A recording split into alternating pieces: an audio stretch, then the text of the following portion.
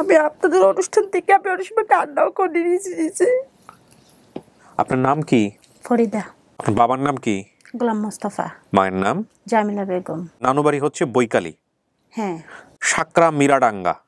মিরিগাডাঙ্গাটা এটা কি পুকুর বাড়ি পড়ছে না কার বাড়ি পড়ছে, কিন্তু যাইতো আমার আম্মু। গলাতে মা বাবার ছবি দেওয়া লকেট ছিল। হ্যাঁ। চাচার নাম হচ্ছে দিনু। চাচা কিন্তু ইটের ব্যবসা করতো, বাবা গরুর ব্যবসা করতো। বাড়ির সামনে পুকুর আছে, বাড়ির আশেপাশে অনেক ফলের গাছ ছিল, বাড়ির পেছনে গম ক্ষেত ছিল। আসসালামু আলাইকুম প্রিয় দর্শক এবং শ্রোতা। আল্লাহ সর্ব অবস্থায় আমাদের সবার মঙ্গল করুন, সবসময়ের মতোই সেই দোয়া এবং শুভকামনা জানিয়ে শুরু করছি আপন ঠিকানার একটি বেসিক ভিডিও। আমি কিবরিয়া রয়েছে আপনার সঙ্গে, এবং আপনারা আমাদের এই অনুষ্ঠানটি দেখতে পান আমাদের সামাজিক যোগাযোগ মাধ্যমের জন্য নির্মিত অনুষ্ঠান, যেটা নির্মাণ করা হয় studio of creative arts limited থেকে, যেটাকে আমরা সংক্ষিপ্তভাবে বলি SOCA। আমাদের একটি ওয়েবসাইটও রয়েছে, আপনি গেলে আমাদের ওয়েবসাইটে গেলে আমাদের অনুষ্ঠানগুলোর ডিটেল আপনি সেখানে পাবেন, soca17.com। আর এই অনুষ্ঠানে যদি আপনি আসতে চান, আপনি আমাদেরকে ফোন করবেন। আমাদের ফোন নাম্বার হচ্ছে 09639887777। এখানে ফোন করলে কিন্তু কেউ আপনার ফোন ধরবে না, কিছু অটোমেটেড ভয়েস আপনি শুনতে পাবেন। সেই অনুসারে আপনি আপনার কথাগুলো এখানে বলা শুরু করলে ফোনটি অটোমেটিক্যালি রেকর্ড হবে, এবং রেকর্ড শুনে আমরা আপনার সঙ্গে কথা বলি। সো চলেন, কে রয়েছে আমার সঙ্গে আজকে তার পরিবার খোঁজার জন্য একটু জানার চেষ্টা করি। আপনার নাম কি? ফরিদা। ফরিদা, এটা কি বাবা মায়ের দেয়া নাম? জি। নাম চেঞ্জ হয়নি? না। আচ্ছা, ফরিদা বয়স কত হতে পারে আনুমানিক? আনুমানিক তো 30-35 এরকম। 30-35 এরকম হবে। দিয়েছিলাম। জি। আপনার বাবার নাম কি? গোলাম মোস্তফা। মায়ের নাম? জামিলা বেগম। আর চাচার নাম? দিনু। দিনু। আপনার ঠিকানার একটা শব্দ মনে আছে, বলেন তো একটু কি মনে আছে? নানু বাড়ি হচ্ছে বৈকালী। হ্যাঁ। নানু বাড়ি বৈকালী। সাকরা মিরাডাঙ্গা। মিরিগাডাঙ্গাটা আমি বলতে পারি না, এটা কি পুকুর বাড়ি পড়ছে না কার বাড়ি পড়ছে, কিন্তু যাইতো আমার আম্মু। কি ডাঙ্গা? মিরিগাডাঙ্গাটা। মৃগাডাঙ্গা। জি। আচ্ছা। আর সাকরা? সাকরা হলো যে ওই আমার বাপের বাড়ি। বাপের বাড়ি। জি। ওকে, একদম প্রথম থেকে বলেন তো কি হয়েছে একটু শুনি। আমি যখন ছোট ছিলাম, তো আমাদের ওখানে বেশিরভাগ ছেলে মেয়ে ধরা ছিল বেশি। ছেলে ধরা? জি। তো আমার আব্বু আম্মু আবার ওরা একটা লকেট চেন সিস্টেম করে লকেট দিছে, দেওয়াতে আপনার ওই মা বাবার ছবি দিয়ে এটা থাকতো গলাতে। আপনার গলাতে মা বাবার ছবি দেওয়া লকেট ছিল? হ্যাঁ, ওটা যে পাইছে সে নিয়ে ফেলছে। মানে আচ্ছা। একটা চকলেট দিছিল, আবার ওই উঠানে বসে আছিলাম, খেলাধুলা করতাম। তো আমার একজন ডাক দিছে, ডাক দেওয়ার পরে একটা চকলেট দিছে, দেওয়ার পরে আমার আর কোনো খাওয়ার পরে আর হুঁশ নেই। এটা আপনার মনে আছে? এগুলো মনে আছে আপনার? হ্যাঁ। আচ্ছা। তারপরে আপনার যখন আমার অজ্ঞান ফিরে দেখি অনেকগুলো ছেলে মেয়ে অনেক রুমের ভিতরে, তা আমার থেকে অনেক বড় বড় আরো অনেকে আছে। তো কি জন্য হয়েছে, হওয়ার পরে আমি আর এত কিছু খেয়াল নাই, সবাই বেরিয়ে যেতেছে, আমি আবার রয়ে গেছি। আবার ওরা আবার টানিয়ে আমাকে সুদ্ধা নিয়ে যার যার মতন রাস্তা ছিটে গেছে। ছিটে যাওয়ার পরে আপনার এই যে যেমন পারে সে যেমন চলে গেছে। তা মানে ওখান থেকে বের হয়ে সবাই দৌড়াদৌড়ি করে পালাইছে এরকম কোনো কিছু? সবাই চলে গেছে, হয়তো পুলিশের রেড দিয়েছে বা কোনো কিছু হয়েছে, ছেলে মেয়ে সবাই পালাই গেছে ওখান থেকে। আচ্ছা। সাথে আমাকেও নিয়ে গেছে অনেক। ও মানে যারা পালাইছে তারাও আপনাকে সাথে নিয়ে গেছে? ওকে, ফাইন। হ্যাঁ। একটা ছেলে মেয়েও রাখে নাই। তো এরকম করতে রাস্তায় যে যার মতন চলে গেছে, আমি তো আর কিছু চিনি না, রাস্তা কান্না করতেছি। কান্না করার পরে একজন নিয়ে গেছে। এসে কি জিজ্ঞেস করতেছে বাবা মার নাম। আমি বলতে পারি না, আমি কথা তখন একটা কথা বলতে 2 ঘন্টা 3 ঘন্টা লাগতো। আমি খুব ধীরে কথা বলতাম, মানে বুবাই ধরতে বুবাই। তারপরে কোনো খানা খুঁজতে পারতাম না ছোটবেলা। তো ওনারা নিয়ে গেছে, আমি কথা বলতে পারি না। পরে ওনাদের মায়া লাগছে, ওনারা নিয়ে গেছে। নিয়ে অনেকদিন টাকার পরে একটা বাচ্চা হয়েছে ওনার ঘরে। ওনার ঘরে ছেলে মেয়ে ছিল না। একটা বাচ্চা হওয়ার পরে উনি মানে আমারে বেশি করতো, মানে কাছে গেলে আদর করতো না, করতো না। তো ওখান থেকে আমি নিজের থেকে রাগ করে চলে আসছি। আসে আবার এই রাস্তা কান্নামান্না করে আর একজন নিয়ে যায়। এরকম বিভিন্ন দেশে ছিলাম, যেমন এই সাতক্ষীরা, যেমন আপনার যশোর, খুলনা, তারপরে আপনার পুরান ঢাকা, এইসব জায়গা ছিলাম। এরপর থেকে আবার ওই পুরান ঢাকায় কাজও করতাম বাসায়। তো ওখান থেকে একটা মেয়ে আসে কুমিল্লার থেকে। আমার তখন ডেঙ্গুর জ্বর হয়েছিল, বহুত আগে ডেঙ্গুর জ্বর হয়েছিল। ওরা একটা কাজের মেয়ে নিয়ে আসার পরে ওই মেয়ে আবার ওই মেয়ের ফান্দে আমি পড়ছি। পড়ার পরে কুমিল্লাতে গেছিলাম, ওখানে ছিলাম। কুমিল্লা ওখানে অনেকদিন ছিলাম। ওখানে থাকার পরে তো এই আলু কষ্টের কাজ টাজ করতাম। কিসের কাজ? আলু মানে আলু সিরিয়ালে আলু দিয়ে রাখে যে ওনারা এই আলু, ভালো আলু খারাপ আলু বাঁচতো। আচ্ছা তো আচ্ছা। ওনাদের সাথে আমাকেও নিয়ে গেছে, তুই আজ থেকে আমার মেয়ে, তুই আমার মেয়ে হলো করতো না। ওনার মেয়ে কিন্তু তখন ঢাকায় ছিল, আমাকে বার করে বলছে তুমি তোমার আব্বু আম্মু পাইবা, আমার আম্মু তোমার আম্মু ডাকবা। তো ওখানে যাওয়ার পরে অনেক দিন ছিলাম। তো যা টাকা পয়সা কামাইতো ওরা নিয়ে যেত। এরকম করতে করতে অনেক দিন হয়ে গেল। তারপরে আপনার একজন বলল যে ওনার জালি বলল যে এরকম ইনকাম করে ওরা খাইবো, তুই সারা জীবন কিরকম থাকবিনি। তো ওখান থেকে রাগ করে বেরিয়ে আসলাম। মারধর করছিল ওদের সাথে কথা না বলার জন্য। আমি আরো বেশি করে কথা বলতাম, মানে ছোট ছিলাম তো, এত তার বুঝছিল না। তো এরপরে দিয়ে ওদের সাথে বেশি করে মিশতাম।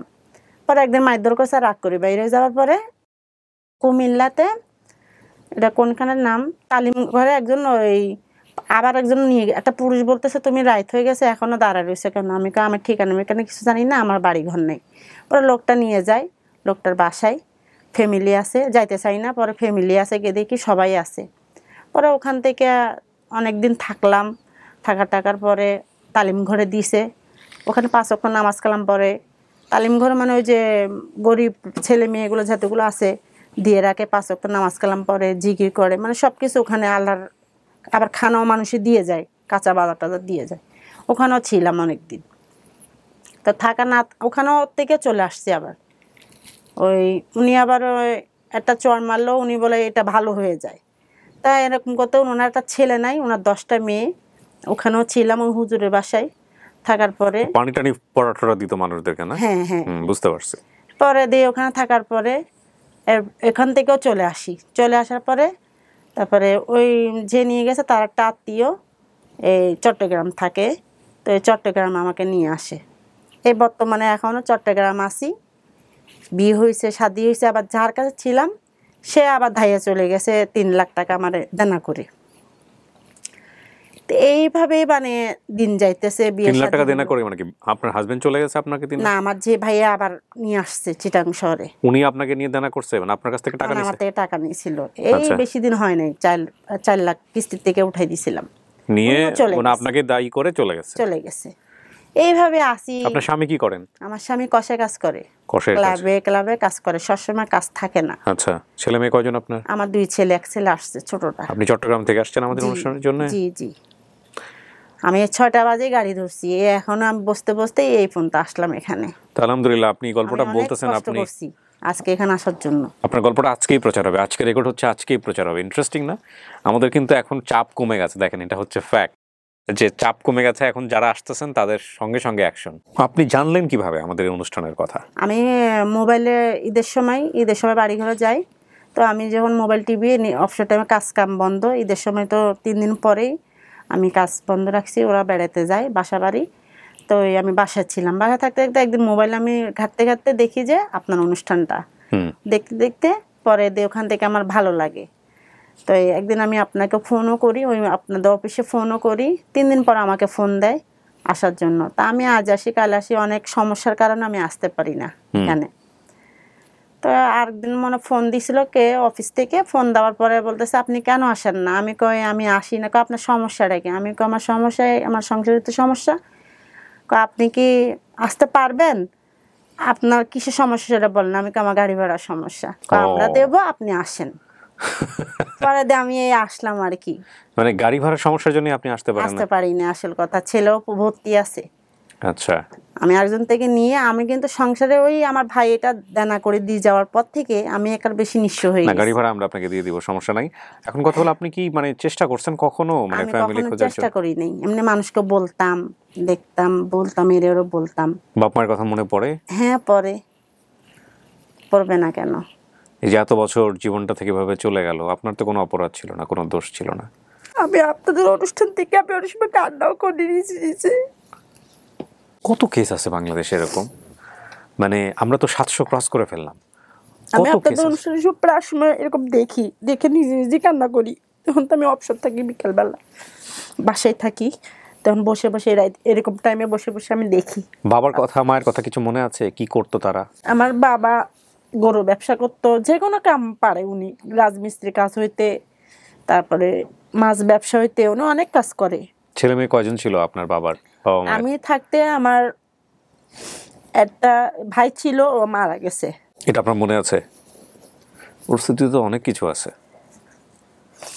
ও মারা যাওয়ার পরে আমি কথা বলতে পারতাম না, চায়ে থাকতাম মুখ দিয়ে, মানে বুঝতাম, আমি চায়ে থাকতাম। কারো চেহারা মনে আছে বাবা মায়ের? আমার মার চেহারা বেশিরভাগ মনে আছে। আমার মা আমার মতন লম্বা চূড়া, আমি আমার মার মতনই লম্বা চূড়া হয়েছি।